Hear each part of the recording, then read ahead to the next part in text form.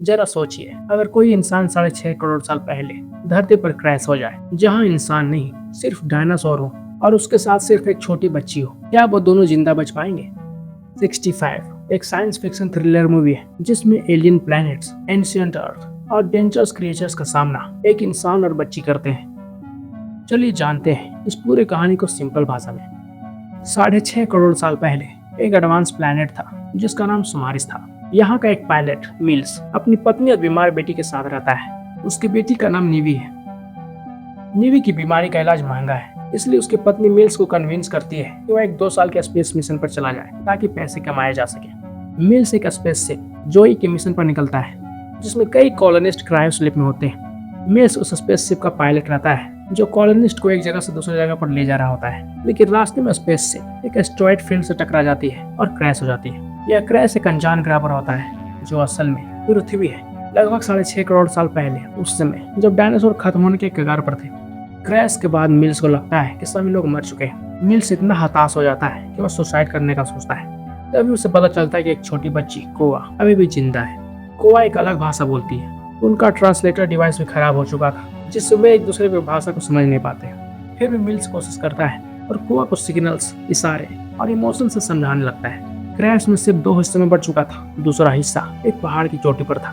उस टूटे हुए शिप के हिस्से से मिल्स को एक एस्केप शटल का सिग्नल आता है। एस्केप शटल की मदद से वो उस प्लेनेट से निकल सकते थे। मिल्स कोआ से एक झूठ बोलता है। मिल्स कोआ से कहता है कि उसके माता पिता पहाड़ की चोटी पर जिंदा है ताकि कोआ उसके साथ चले, जबकि सच्चाई यह है कि वो क्रैश में मर चुके हैं।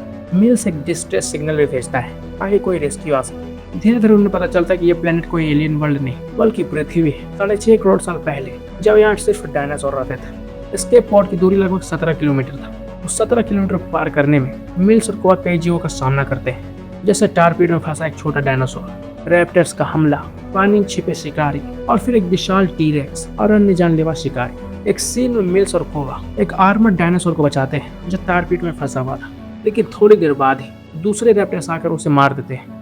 रास्ते में आगे बढ़ते हुए मिल्स को एस्केप शटल से सिग्नल मिलना बंद हो जाता है। उस सिग्नल को वापस पाने के लिए मिल्स एक पेड़ पर चढ़ता है, लेकिन मिल्स पेड़ से गिर जाता है और उन पर रैप्टर्स का एक झुंड हमला कर देता है। पेड़ से नीचे गिरने पर मिल्स के हाथ का हड्डी घूम जाता है, लेकिन कोआ की मदद से वो अपने हड्डी को सीधा करता है और कोआ को बचा लेता है।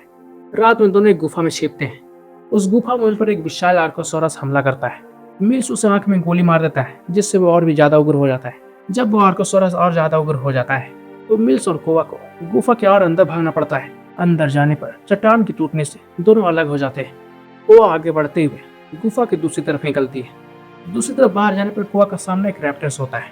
कोआ उसे पेड़ के लॉग में ट्रैप करके मिल्स द्वारा दिए गए बॉम्ब से मार देती है। उधर मिल्स भी बाहर निकल जाता है, लेकिन एक रैप्टर को मारते हुए वह दलदल में फंस जाता है। दलदल में धीरे धीरे वह डूबने लगता है, लेकिन वहीं पर कोआ किसी तरह से मिल को बचा लेती है और दोनों फिर साथ आगे बढ़ते हैं। आगे बढ़ते हुए मिल्स को पता चलता है कि जिस एस्टेरॉयड के टुकड़े से उनकी शिप टकराई थी, वह एस्टेरॉयड अभी भी आ रहा है और 12 घंटे में अर्थ से टकराने वाला है। वही एस्टेरॉयड जो इतिहास में डायनासोर्स के खात्मे का कारण बना। वो दोनों कई मुसीबतों का सामना करते हुए एस्केप शटल तक पहुंचते हैं, लेकिन कोआ को जब पता चलता है कि मिल्स ने उसके पेरेंट्स के बारे में झूठ बोला था तो वो नाराज हो जाती है। मिल्स कोआ को नेवी के बारे में बताता है कि जब वो मिशन पर गया था, नेवी अपनी बीमारी से मर गई। अब वो कोआ को अपनी बेटी की तरह मानने लगा है और उसकी रक्षा का वादा करता है। तभी उन्हें रेस्क्यू सिग्नल का जवाब मिलता है। जैसे ही शटल उड़ान के लिए तैयार होता है, एक एस्टेरॉयड का टुकड़ा शटल से टकरा जाता है, जिससे शटल नीचे गिर जाता है। उस समय शटल पर एक नहीं बल्कि 2 टीरेक्स उन पर हमला कर देते हैं। मिल्स दोनों को मार देता है, लेकिन कहानी यहीं खत्म नहीं होती है। वही आर्कोसोरस, जिसकी एक आंख मिल्स ने पहले ही फोड़ दी थी, वापस आता है और मिल्स का पीछा करता है। मिल्स उसे एक गीजर फील्ड में ले जाता है। उससे उम्मीद था कि स्टीम और गर्म पानी उसे खत्म कर देगा, लेकिन आर्कोसोरस उस गीजर से बच जाता है और उसका सिर्फ आधा चेहरा जलता है। जैसे ही वो मिल्स को मारने वाला होता है, वो अचानक से आती है और आर्कोसोरस की दूसरी आंख में एक जहरीली नुकीले दांत से हमला कर देती है। यह दांत उसने पहले ही जहरीली बेरीज से कोट किया था। अब पूरी तरह से ब्लाइंड हो चुका आर्कोसोरस डायरेक्टली एक गीजर में गिर जाता है और जलकर मर जाता है। मिल्स और कोआ फिर से शटल में बैठ जाते हैं और वहां से निकल जाते हैं। एक रेस्क्यू शिप ऑर्बिट में उनका इंतजार कर रही होती है। मिल्स और कोआ आखिरकार उस प्री हिस्टोरिक हेल से बाहर निकल जाते हैं। फिल्म के एंड क्रेडिट्स में हमें दिखाया जाता है कि जहाँ से वो गए थे वहीं अर्थ की इवोल्यूशन होती है। डायनासोर के खत्म होने से लेकर आइस एज और फिर मॉडर्न ह्यूमन सिविलाइजेशन तक। फिल्म 65 हमें बताती है कि ये कहानी इंसानों की नहीं बल्कि दूसरे ग्रह से आए एडवांस ह्यूमनॉइड्स की थी।